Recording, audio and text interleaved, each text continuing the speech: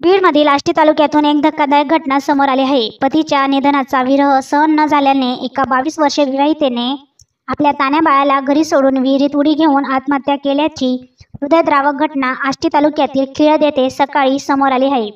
या घटनेने परिसरात खळबळ उडाली आहे।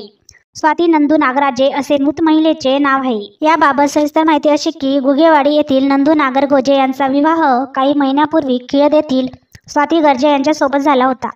लग्न झाल्यानंतर दोघे पुण्यातील शेवळवाडीमध्ये राहत होते। स्वाती गर्भवती असल्याने ती तिच्या माहेरी 3 महिन्यापूर्वी खिळद येथे गेली होती। तेव्हा पुण्यात नंदू याने राहत्या घरात स्वतःला गळफास घेऊन आपलं आयुष्य संपवलं। यामुळे स्वातीला मोठा धक्का बसला। यानंतर नंदूवर गावी अंत्यसंस्कार करण्यात आला। स्वाती ही पतीची अंत्यविधीसाठी गावी आली होती। अंत्यविधी आटोपल्यानंतर ती आपल्या घरच्यांसह माहेरी परतली, पण ती पतीच्या जाण्याच्या धक्क्यातून सावरली नाही। दरम्यान बुधवारी सकाळी सर्व घरी परतले, मात्र पहाटे तिने स्वतःच्या नवजात बाळाला घरी सोडलं।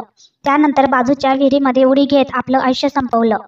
या घटनेची माहिती मिळताच पोलिसांनी घटनास्थळी धाव घेऊन मयत स्वाती नंदू गोगरगोजे यांचा मृतदेहाचा पंचनामा करून मृतदेह बाहेर काढून धामणगाव येथील प्राथमिक आरोग्य केंद्रात शवविच्छेदनासाठी पाठवण्यात आला असल्याचे समोर येत आहे।